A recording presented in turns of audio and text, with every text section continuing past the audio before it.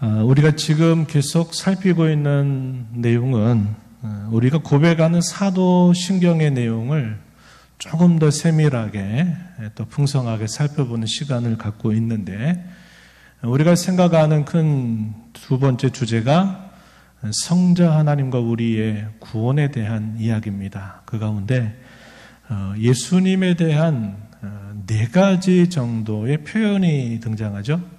우리가 사도신경을 할 때 그의 유일하신 아들 하나, 우리 주 둘, 예수 셋, 그리스도를 믿습니다. 그래서 예수님에 관한 우리의 고백이 네 가지로 표현이 돼요. 그래서 우리가 처음 살폈던 내용은 예수라고 하는 이 이름의 의미가 뭔가를 생각해 봤고, 지난 시간에 우리가 생각했던 이야기는 그리스도라고 하는 이 표현, 그리고 그리스도이라고 하는 표현을 따라서 성도를 부르는 하나의 명칭, 그리스도인이라고 하는 말의 의미가 뭔가 생각을 해봤어요.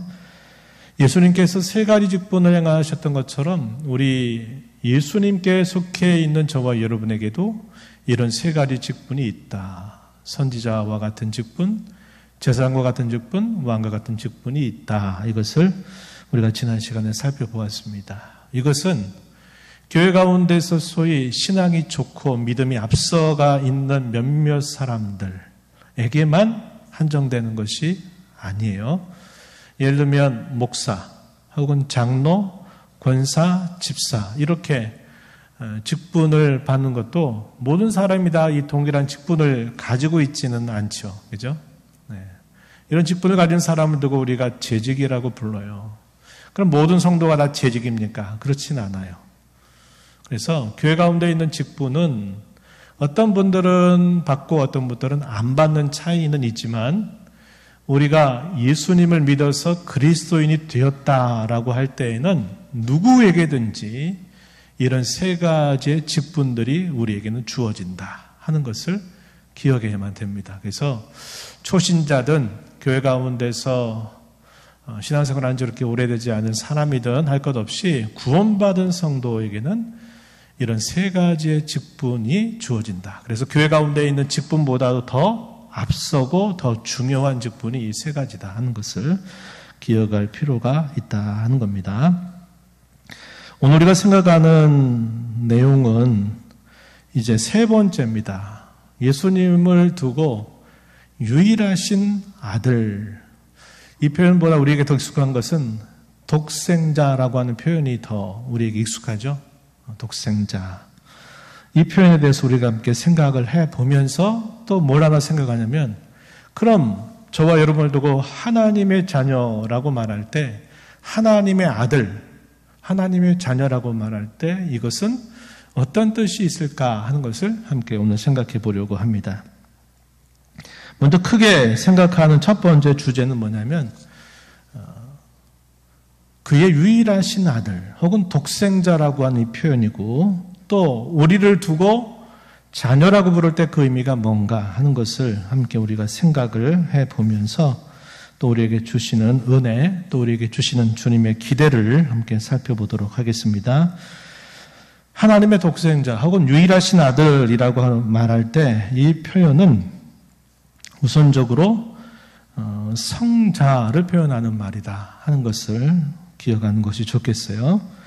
우리가 사도신경 전체의 구조를 우리가 쭉 살펴볼 때 이 사도신경은 삼위일체 하나님에 대한 신앙 고백이 표현되어 있다. 그래서 첫 번째 내용은 성부 하나님과 우리의 창조에 대한 것. 두 번째 고백의 내용은 성자 하나님과 우리의 구원에 대한 것. 세 번째는 성령 하나님과 우리의 성화에 대한 것. 이것이 우리 사도신경에서 세 가지 중요한 구조로 표현이 되고 있다 하는 겁니다.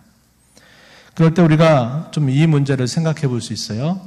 성부와 성자와 성령 이렇게 표현할 때 성부와 성자와 성령 이 세 위격 사이의 관계가 있고, 또 하나는 우리에게 우리가 볼 때 성부와 성자와 성령의 관계라는 게 있어요. 이 두 가지가 존재하게 돼요.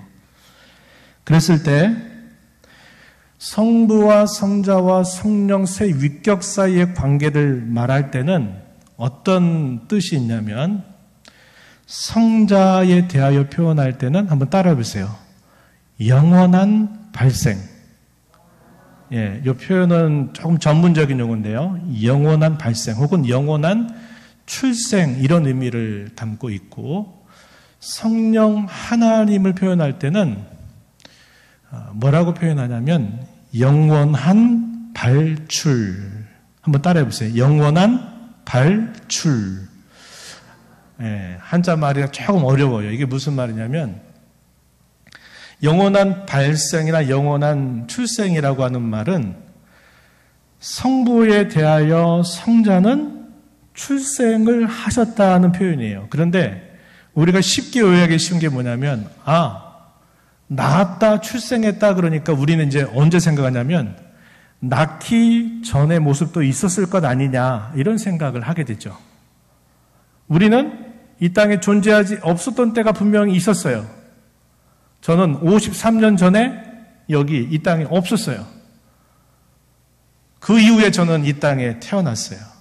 여러분도 여러분의 나이보다 한 살을 더하면 그때는 이 세상에 존재하지 않았던 때예요. 똑같이 그와 같이 성자 하나님을 생각할 때 사람들이 출생했다 그러니까 그러면 존재하지 않았을 때가 있었겠네 이런 생각이 드는 거예요. 그래가지고 4세기경에 아리우스라고 하는 사람이 있었어요. 이 사람은 성경을 대단히 많이 아는 사람이었어요. 이 사람이 성경을 딱 보더니 예수님에 대하여 출생했다, 아버지가 낳았다 그러니까 어떤 생각했냐면 예수님도 우리와는 비교할 수 없이 다르지만 그분도 결국은 피조가 된, 창조가 된 존재다. 그래서 우리보다는 월등하지만 성부 하나님에 비해서는 격이 낮다. 이렇게 주장을 한 거예요. 뭐에 근거해서? 내가 존재하지 않았던 때가 있었던 것처럼 예수님도 성자 하나님도 존재하지 않았던 때가 있었다라고 말한 거예요. 그것은 대단히 상식적인 것 같잖아요. 그죠? 합리적인 것 같잖아요. 그런데 이게 어떻게 됐느냐? 아리우스라고 한 사람이 당시 모든 종교회의가 벌어져가지고 그 종교회의에서 뭐라고 말하면 이 아리우스의 주장은 성경적인 게 아니라 그의 주장은 이단이다 라고 정죄를 하게 돼요. 왜 그럽니까? 그렇게 말하면 예수님을 두고 정직하게 하나님이라고 말할 수는 없지 않느냐 이렇게 이야기가 되는 거예요. 제가 말하는 게 이해가 돼요? 알쏭달쏭하십니까? 그래가지고 뭐라고 표현하면 성경이 비록 예수님에 대하여 성자 하나님에 대해 출생했다라고 하는 표현을 하긴 해도 우리가 이해하는 것처럼 존재하지 않았던 때가 있었던 것처럼 생각하면 안 된다. 그럼 어떻게 표현했느냐? 영원 전부터 그분은 하나님의 아들이셨다. 이렇게 말하는 거예요. 그러면 이 표현을 그래서 뭐라고 정리를 했냐면 제가 여러분들에게 따라하게 한 표현. 영원한 출생 혹은 영원한 발생이다. 시간 세계 안에서 역사 속에서 존재하지 않았던 때가 있었던 게 아니라 우리 예수님은 영원 전부터 낳으신 하나님의 아들이다. 이렇게 말한 거예요. 그러니까 우리 식대로 똑같이 예수님에 대해 말하면 그거는 잘못됐다 이 말이에요. 그래서 예수님을 두고도 우리가 정당하게 하나님이다라고 부를 수 있는 것은 그분이 존재하지 않았다가 존재해서 아버지께로부터 나음을 받아서 출생했기 때문에가 아니라 그분은 이미 영원 전부터 하나님의 아들로 계셨기 때문이다. 이렇게 말하는 거예요. 알듯 말듯 좀 헷갈리죠? 근데 이게 중요해요. 그래서 우리가 하나님의 아들이라고 말할 때 하나님이 성부 하나님이 낳으셔서 아들이 됐다 이렇게 생각하기 쉬운데 이 하나님의 아들이라고 하는 말은 고유하게 그렇게 표현하는 말일 뿐 마치 성부께서 실제로 성자를 낳으셨기 때문에 성자라고 부르는 게 아니다 이 말이에요. 영원전부터 그분은 성자로 성경이 표현하고 있는 거다 하는 겁니다. 그래서 이걸 뭐라고 말하냐면 이렇게 불러요. 하나님의 아들이시지만 뭐라고 표현하면 본질적인 하나님의 아들이십니다. 이렇게 표현해요. 그럼 저와 여러분들도 하나님의 자녀다라고 말할 때는 본질적으로 하나님의 자녀가 아니라 우리는 하나님의 자녀가 아니었는데 누구 때문에? 예수님 때문에 하나님의 자녀로 입양이 됐다. 양자가 되었다 하는 의미를 두는 거예요. 그래서 우리가 하나님의 자녀라는 말은 예수님 때문에 입양돼서 그분의 구원으로 말미암아 내가 하나님의 자녀로 쉽게 말하면 자녀 명부에 내가 올라갔다 그런 의미에서 하나님의 자녀라는 거예요. 예수님을 두고 하나님의 아들이다라고 말할 때는 다른 의미입니다. 본질적으로 하나님의 아들이다. 그분이 곧 누구다? 하나님이시다라고 말하는 것을 뜻하는 것입니다. 그래서 여러분 이걸 성경 읽다 보면 그냥 여러분들이 자연스럽게 막 읽어왔을 거예요. 그래서 하나님의 아들, 성자 하나님. 그러면 이제 조금 따져 들어가면 성자니까 성부께서 낳으셨단 말이네. 그러다 보면 이제 이사부터 막 그때부터 꼬이기 시작하고 잘못된 길로 빠져들다가 이단이 되어버리는 거예요. 여호와 증인들이 지금 예수님의 이 하나님 되심을 인정하지 않아요. 지금도. 그래서 우리가 이단이라고 말하는 겁니다. 예수님은 우리와 비교해서 월등하게 뛰어나신 분인 건 맞지만 예수님이 하나님은 아니다라고 말해요. 그럼 누구 주장하고 지금 만나는 거예요? 네 글자. 아리우스. 아리우스라고 하는 사람이 주장했던 그 주장하고 여호와 증인이 맥을 같이 하고 있는 거예요. 그래서 우리는 이단이라고 말하는 거예요. 여러분 그걸 아셔야 된다 이 말이죠. 그래서 영원한 발생이라고 그러고 성령은 뭐라고 표현하면 아버지로부터 보내심을 받으신다 그러죠. 또 누구로부터? 예수님으로부터 보냄을 받으셔요. 예수님으로부터 나오신다 이걸 한자말로 발출이라고 그래요. 조금 한자말이 딱딱한데 발출. 그래서 나오신다 그러니까 이것도 언제? 영원 전부터 나오신다. 그래서 이것을 성령의 영원한 발출이다. 성자의 경우는 뭐라고요? 영원한 발생이다. 그런 거예요. 여러분 이 정도로 알면 신학생 중에서도 뛰어난 신학생이 될 수 있어요. 네, 그래서 제가 왜 이런 말씀 드리냐면 여러분들에게 지적인 수준을 올려드리려고 하는 게 아니고 우리가 통성 고백한 이 말을 가지고 이단들이 조금 들어가지고 막 파기 들어가면 진짜 그럴 것 같네 그러다가 이상한 데로 빠져버리게 되기 때문에 우리가 이 표현을 잘 구별해서 하는 것이 중요하다 하는 것입니다. 이 아리우스를 정죄하고 나서 모든 교회의 지도자들이 모여서 정교회를 했던 게 니케아라고 하는 지역에서 정교회의를 열게 되고 그 정교회의의 결과로 아리우스를 정죄하고 나서 신앙고백서를 또 하나 만들어요. 사도신경은 언제 만들었다 그랬죠? 2세기 한 중반쯤, 한 150년, 주 한 150년 전후로 사도신경이 처음부터 그때 만들어서 고백이 되었다라고 말하면 이 니케아 정교회의 때 만들어진 신조가 있어요. 이걸 뭐라 하냐면 니케아 신조라고 말합니다. 이게 언제냐면 주후 381년에 니케아 정교회를 통해서 신조가 하나 작성이 돼요. 그 니케아 신조라고 말합니다. 혹시 준비되어 있나요? 그 내용을 한번 보여줄 수 있을까요? 예, 한번 천천히 한번 읽어볼게요. 그 니케아 신조의 예수님에 대해 고백된 내용인데 우리 천천히 한번 읽어보겠습니다. 시작. 또한 한 주 예수 그리스도 하나님의 독생자를 믿사오니 그는 모든 세상이 있기 전에 성부로부터 나셨고 참 하나님으로부터 나온 참 하나님이시며 나셨으나 지으심을 받은 것이 아니고 성부와 한 본질을 가지신 분입니다. 이 표현을 한번 다시 봐보세요. 뭐라고 표현했어요? 세상이 있기 전, 영원 전에 성부로부터 나셨다. 이건 성경이 그렇게 표현하고 있는 부분이니까 그대로 우리가 믿는 거예요.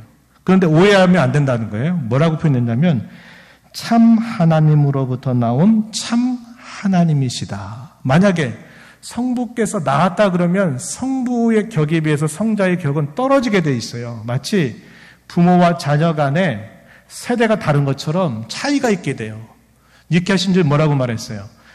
참 하나님으로부터 나온 참 하나님이시다. 이렇게 표현했어요.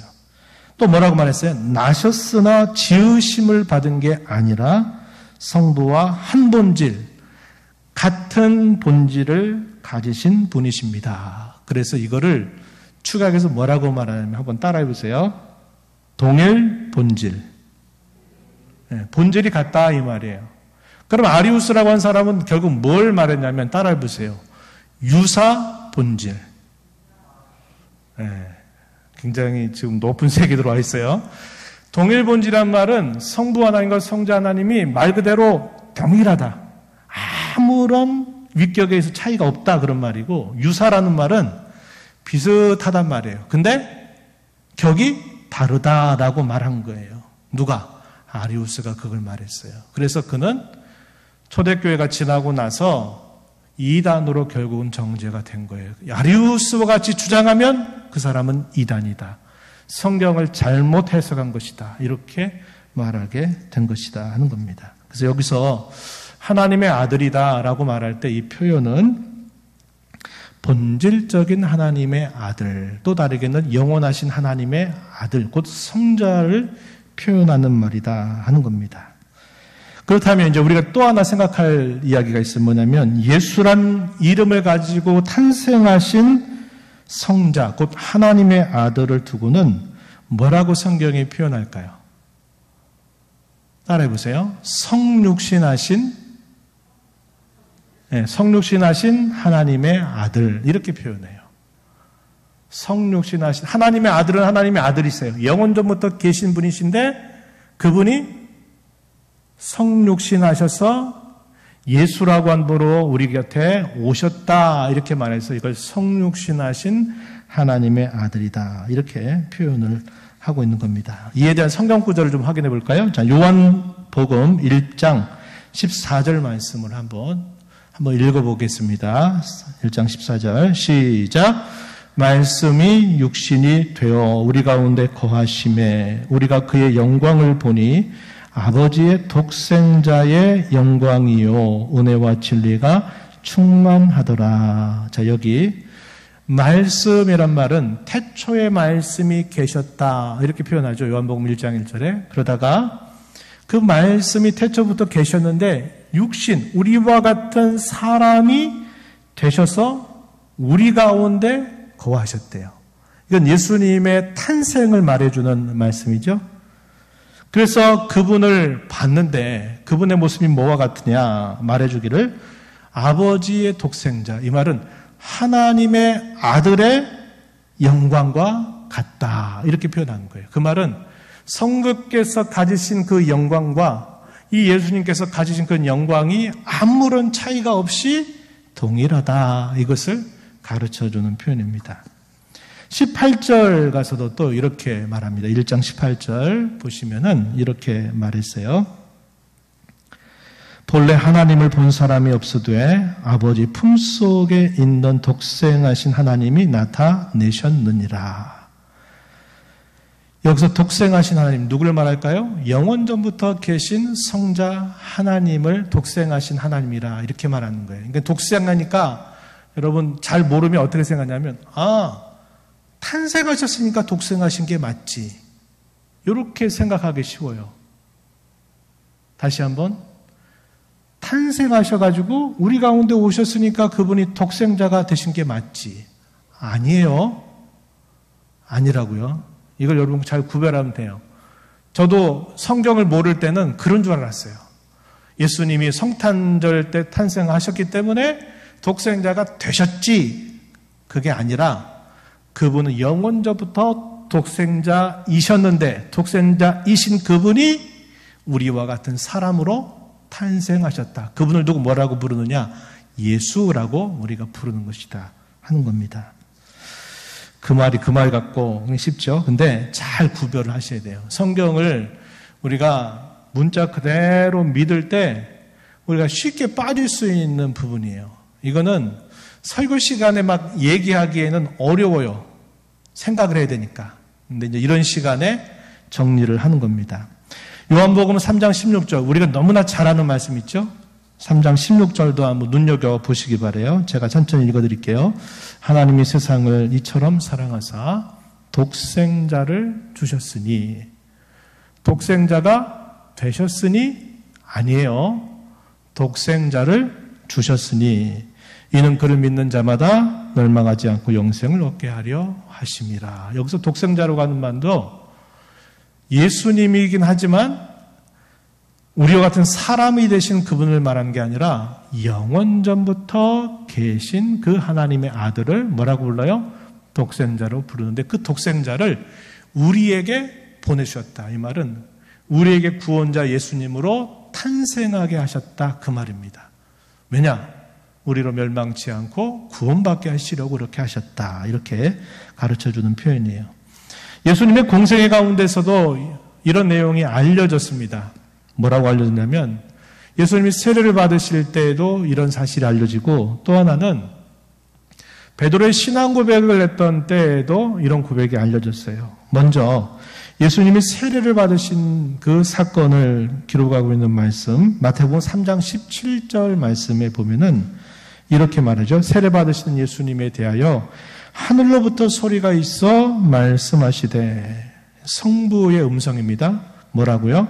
이는 이 사람은 내 사랑하는 아들이다. 여기 사랑하는 아들이라고 하는 말도 뭐다?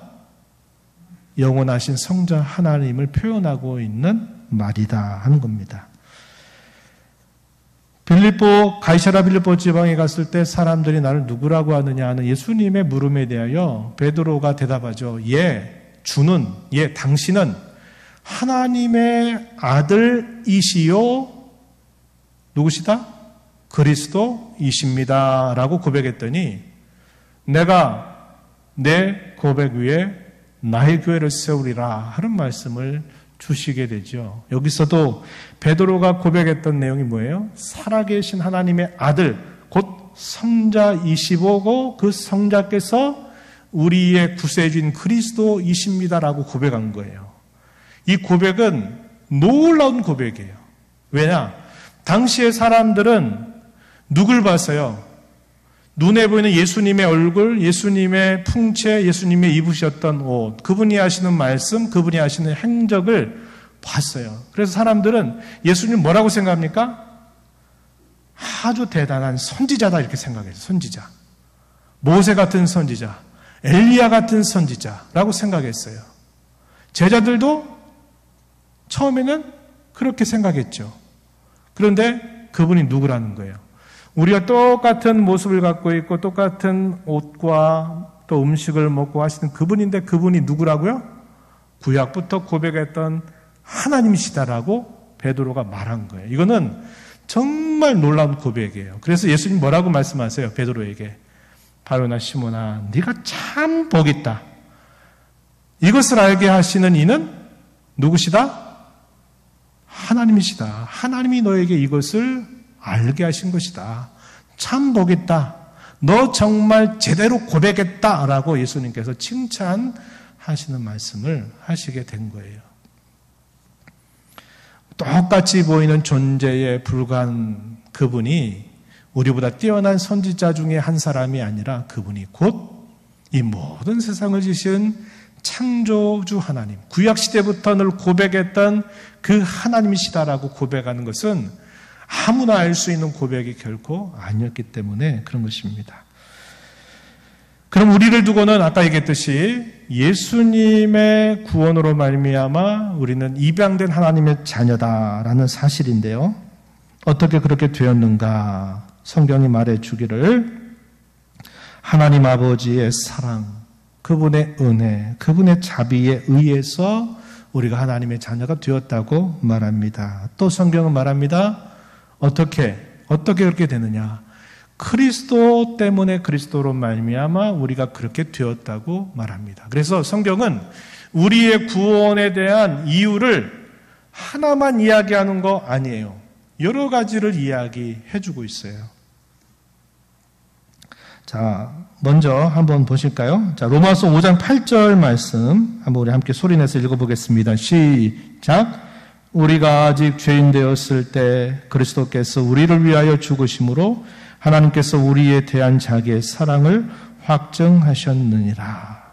하나님이 우리를 사랑하신대요. 사랑한다고 말씀만 하신 게 아니라 그 사랑을 보여주셨대요. 어떻게 해요? 예수님이 우리를 대신하여 우리를 위하여 죽으셔서 우리에게 하나님이 사랑한다고 하는 확증을 보여주셨다. 이렇게 말합니다. 그래서 우리가 구원받은 이유에 대해서 예수님 때문에 구원받았다. 이렇게 말해요. 이것도 원인이 되죠. 그런데 또 다른 원인이 뭐예요? 하나님이 우리를 사랑하신다는 거예요. 요한 1서 3장 1절 말씀에 놀라운 말씀이 있어요. 이렇게 말합니다. 보라, 아버지께서 어떠한 사랑을 우리에게 베푸사 하나님의 자녀라 일컬음을 받게 하셨는가. 우리가 그러하도다. 세상이 우리를 알지 못함은 그를 알지 못하기 때문이다. 이렇게 말씀합니다. 하늘 아버지께서 어떠한 사랑을 우리에게 베푸셔서 우리를 하나님의 자녀로 삼으셨는가. 감탄에 맞지 않으면서 사도 요한이 표현한 거예요. 우리가 그 놀라운 하나님의 사랑으로 우리가 하나님의 자녀가 된 것입니다. 라고 일깨워주는 말씀이죠. 에베소서 1장 5절 말씀 우리 한 목소리 함께 읽어봅니다. 1장 5절 함께 읽어볼게요. 시작. 그 기쁘신 뜻대로 우리를 예정하사 예수 그리스도로 말미암아 자기의 아들들이 되게 하셨다. 지금 몇 구절을 제가 말씀드렸죠. 우리가 하나님의 자녀가 된 이유를 성경은 여러 가지로 말해줘요. 아까 우리가 확인한 게 뭐였어요? 하나님의 사랑. 이걸 다른 말로 자비나 은혜라고도 말해요. 또 뭐라고 말합니까? 그리스도께서 나를 대신하여 우리를 위하여 죽으셨기 때문에 라고 또 말하죠. 또 에베소 1장 5절에 뭐라고 말해요? 하나님의 기뻐하신 뜻을 따라서 우리를 예정하셨기 때문에 라고 말합니다. 하나님이 우리가 장차 어떻게 될까를 내다보시고서 하나님이 우리를 세상을 만드시기 전에 그분이 기뻐하시는 뜻을 따라 예정하신 게 아니에요. 이걸 예정이라고 말하는데 이게 아니에요. 그게 아니라 하나님이 우리에게 그 어떤 것을 조건 삼지 않으셨어요. 지난번에 말씀드렸습니다만 로마서 9장 16절 이하에 보게 되면 야곱과 에서에 대한 이야기를 하면서 그가 무슨 선을 행하거나 악을 행하기도 전에 오직 긍휼히 여기신 하나님 앞에 서게 하려 하셔서 하나님이 택하셨다. 그래서 야곱은 살아가고 에서는 미워하였다. 이렇게 말합니다. 우리가 구원받는 자녀로 선택된 것은 결코 조건이 없어요. 다만 하나님의 기뻐하신 뜻을 따라 우리를 예정하셨기 때문이라고 말해요. 예정 때문에. 우리를 사랑하시기 때문에 그리스도께서 우리를 위해 대신에 죽으셨기 때문에 이것들이 다 우리가 하나님의 자녀가 된 이유라고 말해요. 그래서 성경은 이 하나만을 말하는 게 아니에요. 이 여러 가지들을 이야기해 줘요.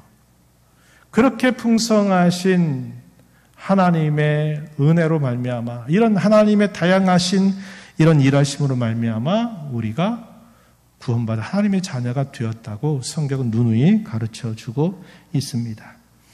또 한 가지 남아있는 이유가 하나 있어요. 그게 뭐냐면 가장 우리에게 다가오는 거죠. 뭐냐면 내가 그리스도를 믿었기 때문에 내가 그리스도를 영접했기 때문에 내가 하나님의 자녀가 되었다라고 말해주는 구절입니다. 그것이 오늘 우리가 읽은 요한복음 1장 12절 말씀이에요. 영접하는 자 곧 그 이름을 믿는 자들에게는 하나님의 자녀가 되는 권세를 주셨다. 그런데 우리가 성경을 보면서 이 여러 가지 이유들을 여러분들이 늘 생각하셔야 돼요. 제가 말한 이 마지막 네 번째 이야기했던 거, 요거 하나만 가지고 이야기하면 풍성한 것이 사라져요. 뭐라고 말합니까? 네가 지금 이 시간 결단하고 네가 이 시간 네가 믿으면 네가 하나님의 자녀가 된다. 전도할 때 많이 이 메시지를 써요. 그러면 구원이 누구에게 달린 것처럼 얘기합니까? 구원이 너의 결정, 내 의지, 내 결단으로 내가 믿기로 작정했기 때문에 내가 구원받아 하나님의 자녀가 됐지. 분명히 성경이 말해주는 하나의 이유가 맞아요. 그러나 성경은 이렇게 하도록 하나님 어떻게 하셨다? 미리 세상을 만드시기 전부터 하나님이 이런 계획과 작정을 가지고 우리 이렇게 인도하셔서 하나님이 이렇게 하셨다는 거예요. 그래서 솔직하게 말하면 내가 믿은 게 아니고 어떤 편이 더 정확하냐? 믿어진 것이 정확한 편이에요. 왜? 하나님께서 믿어지도록 모든 걸 준비시켜 놓고 그때 때마침 가서 전했더니 그날은 제가 믿겠습니다 라고 고백을 하게 된 거예요. 제가 아까 오전 예배 때 잠깐 말씀드렸지만 오늘 등록하신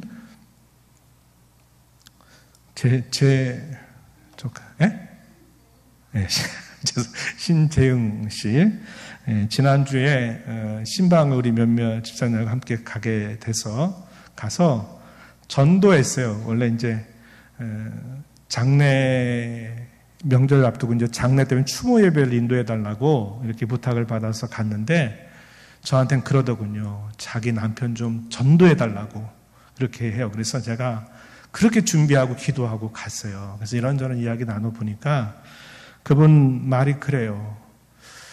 그 부모님이 장로하고 권사거든요. 그러다 보니까 그렇게 늘 살다 보니까 교회라고 하는 이 곳을 낯설게 여기지 않았는데 그래도 또 아이라는 게 뭐냐면 교회당에 제대로 발을 디딘 적이 거의 없었다는 거예요. 꼭 그럴 쯤에 무슨 일이 생기고 해가지고 꼭 그런 길들은 여태까지 하지 못했대요. 그랬더니 옆에 있는 분들이 그런 말 해요.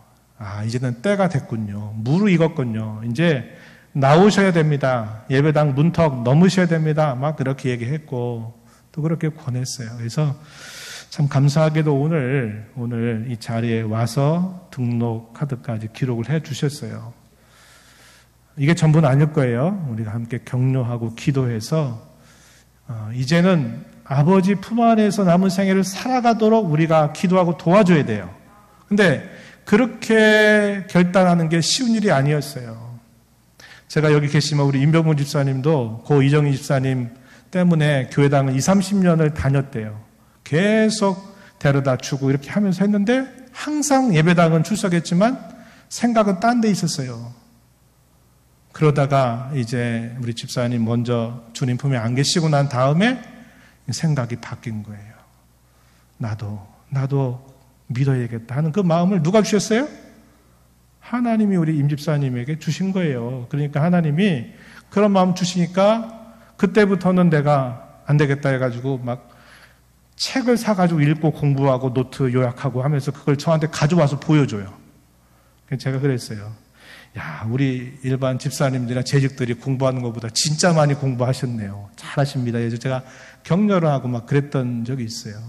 무르익도록 하시는 걸 누가 하시느냐? 하나님이 준비하시는. 그래서 사실은 내가 믿은 것처럼 보이고 내가 결단한 것처럼 보이지만 사실 조금 더 생각해 보면 믿어지게 해주신 거예요. 믿어진 거예요. 그게 바로 하나님의 은혜로 된 일임을 우리는 알게 된다 하는 것입니다. 그것을 누가 그렇게 하셨느냐? 우리 안에 계신 성령님께서 양자의 영, 아들의 영을 우리 가운데 보내주셔서 우리로 하여금 고백하게 하시고 믿어지게 하셨다고 성경은 가르쳐 줍니다. 로마서 8장 15절 이하에 있는 말씀 제가 잠시 좀 소개해 드릴게요. 로마서 8장 15절 이하에 이렇게 말씀합니다. 너희는 다시 무서워하는 종의 영을 받지 아니하고 양자의 영, 곧 성령을 받았으므로 우리가 아빠, 아버지라 부르짖느니라. 이전까지는 어떻게 불렀을까요? 하나님을 두고 그냥 하나님, 아니면 어떤 사람은 신, 기독교의 신 이렇게 그냥 불렀어요. 그런데 성령께서 그 심령 속에 찾아오셔서 일을 하시니까 그가 뭐라고 말해요? 하나님을 기독교의 신이시여 이런 게 아니라 뭐라고 불러요? 아빠, 아버지. 옛날은 아바 아버지라 했는데 번역이 잘못된 거예요. 아빠라는 표현이 더 정확해요. 그 말은 놀랍게도 우리 말의 아빠와 거의 뜻이 같아요. 그래서 이 헬라어라든지 이 표현들이 우리말하고 그 의미가 너무나 같아요. 우리가 아빠하면 아버지와 나의 그 친밀한 관계를 표현하는 것처럼 성령께서 우리 안에 오셔가지고 하나님을 아빠 부르도록 하는 것이 전혀 낯설지 않도록 우리에게 그런 은혜를 주셨다고 알려주고 있습니다. 그리고 당신이 하나님의 자녀 맞아요? 누가 물을 때 뭐라고 답변할 수 있어요? 예, 나는 하나님의 자녀가 맞습니다. 라고 고백할 수 있어요. 왜 그러냐? 성령께서 우리의 심령 속에서 우리를 향하여 너는 하나님의 자녀야. 너는 내 것이야 라고 하는 것을 우리 안에 확증시켜 주니까 누가 뭐라고 말해도 나는 하나님의 자녀라고 말할 수 있게 돼요. 때로 목에 칼이 들어오고 목에 총을 들이대도 나는 하나님의 자녀라고 나는 말할 수 있는 거예요. 왜 그래요? 성령께서 우리에게 그런 확신을 강하게 불어넣어 주시기 때문에 그래요. 이런 확신은 공부해서 박사학위 따서 내가 배워서 할 수 있는 것이 아니라 그런 확신보다도 더 숭고하고 더 존귀하고 더 높은 확신이에요. 목숨을 내놓고라도 바꿀 수 없는 그런 확신을 누가? 성령께서 우리에게 주시기 때문에 그런 것입니다. 그럼 우리 하나님의 자녀가 되면 모든 것이 다 그럼 끝이냐? 아니에요. 아직 끝은 아닙니다. 우리가 하나님의 자녀된 건 확실하게 맞아요. 그러나 아까 제가 낮에도 얘기했어요.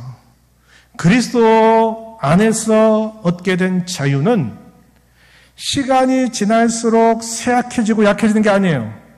우리 사람이 나이가 들에 따라서 힘이 빠지고 몸이 나빠지고 해서 결국은 흙으로 돌아가는데 그리스도 안에서 주신 자유는 시간이 흘러갈수록 그 강도가 더 커져요. 언제 극치를 이루게 될 것인가? 그리스도께서 재림하시게 될 그날에는 그 가치가 어떤 것과 비교될 수 없을 만큼 찬란하고 영광스럽게 될 것이에요. 이게 성경의 약속이에요. 저와 여러분이 하나님의 자녀가 됐다는 사실이 지금은 별것 아닌 것처럼 그 가치를 우리가 모르고 살 수 있어요. 그러나 그 가치는 언제? 그리스도께서 다시 오시게 되는 그날 역시 비교할 수 없을 만큼 놀랍고 찬란하게 바뀌게 될 것을 우리가 경험하게 될 것입니다. 요한일서 3장 2절 말씀에 이런 말씀이 있어요. 여러분 함께 우리 한 목소리로 읽어볼까요? 요한일서 3장 2절입니다. 함께 우리 첫째 읽어볼게요. 시작. 사랑하는 자들아, 우리가 지금은 하나님의 자녀라. 장래에 어떻게 될지는 아직 나타나지 아니하였으나 그가 나타나시면 우리가 그와 같을 줄을 아는 것은 그의 참모습 그대로 볼 것이기 때문이다. 이렇게 말합니다. 지금은 너희가 하나님의 자녀 됨 때문에 고난받고 징계받고 또 박해를 당하고 어려운 일을 만나는 것처럼 보여서 그게 별것 아닌 것처럼 보이지. 그러나 장래에 어떻게 될지는 아직 나타나지 않은 거야. 그것이 이루어지게 되면 놀라운 일이 우리를 기다리고 있다라고 사도가 고난받고 있는 교회와 성도들을 격려하고 있는 것입니다. 그럼 이제 예수님과 우리의 관계를 마지막으로 생각해 볼게요. 하나님 편에서 예수님을 우리에게는 뭐라고 소개하느냐 한번 따라해 보세요. 맏아들.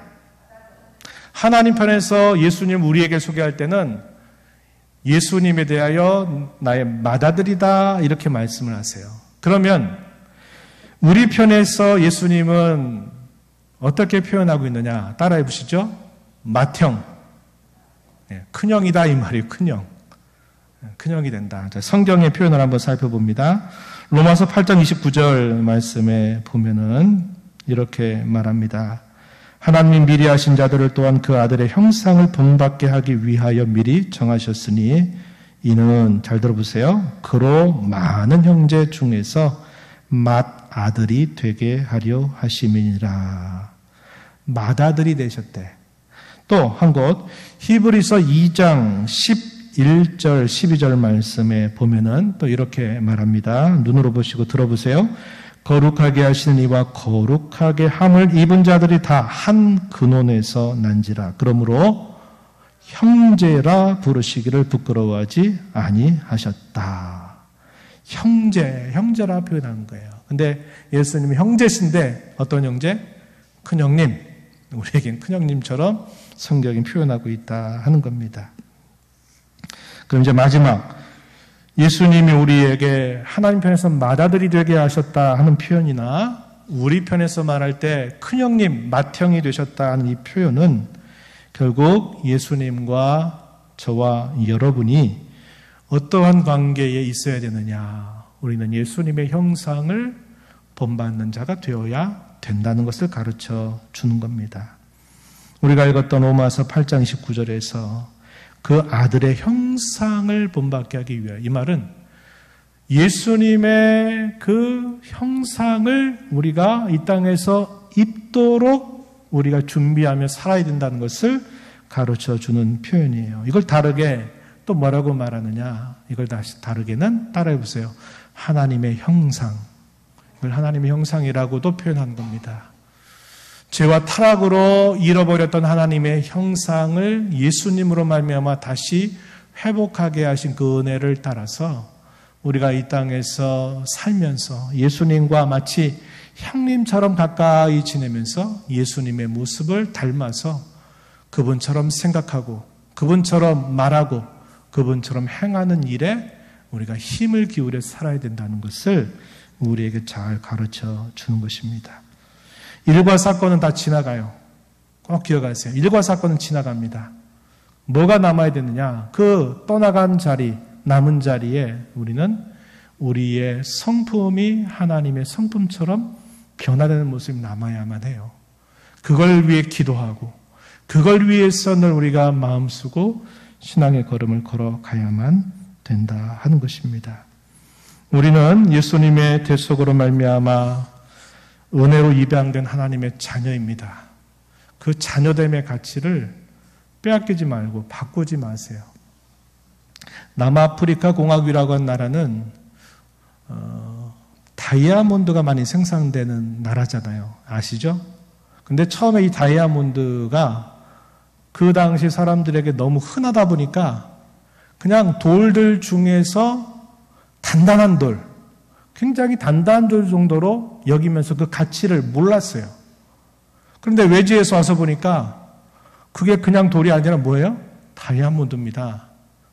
왜 그래요? 그 사람들은 왜 그 다이아몬드라고 하는 거를 가까이 있으면서도 그들이 헐벗고 가난하게 살고 왜 그걸 모르고 살았어요? 왜 그럴까요? 가치를 모르니까. 근데 외지 사람이 와서 보니까 그 가치가 엄청난 거예요. 그러니까 그걸 알게 되니까 그때부터 그들의 삶이 바뀌었어요. 저와 여러분이 예수님 안에서 얻은 자유가 별것 아닌 것처럼 값싼 것처럼 여길지 몰라요. 그러나 그 가치는 이루 비교할 수 없어요. 우리가 하나님의 자녀가 되었다고 하는 사실도 이 땅에 살면서는 에이 그거 개나 소나 다 그렇게 되는 거 아니야 생각할지 모르지만 그 가치는 그 어떤 것과 비교될 수 없을 만큼 영광스러운 가치라는 것을 기억해야만 돼요. 그 가치를 귀하게 여기는 저와 여러분의 삶이 되어야지 주님 우리에게 그렇게 가치 있다고 했는데 맨날 헐벗은 자처럼 가난한 자처럼 못 먹는 자처럼 빈궁하게 살아간다면 우리에게 그 은혜를 주신 주님이 기뻐하실 수가 없는 것입니다. 이런 은혜를 감사하면서 저와 여러분의 남은 삶이 이런 가치에 감사하면서 잘 들어오며 살아가는 복된 삶이 되기를 축복합니다. 하나님 아버지 감사합니다. 오늘 저에게 주신 시간을 통하여 하나님의 자녀가 된 저희들의 모습이 어떠한지 우리를 위해 이 땅에서 탄생하셔서 고난받으시고 죽으시고 부활하신 예수님이 누구이신가를 또다시 생각하며 저에게 베푸신 큰 은혜를 다시 되새기게 하심을 감사합니다. 저에게 주신 이 가치를 소중하게 여기고 당당하게 하나님의 자녀다. 나는 자유함을 얻은 자다라는 그러한 다짐을 가지고 세상 가운데 당당하게 힘있게 담대하게 살아가는 저희들의 삶이 되게 해 주옵소서. 예수님 이름으로 기도하옵나이다. 아멘.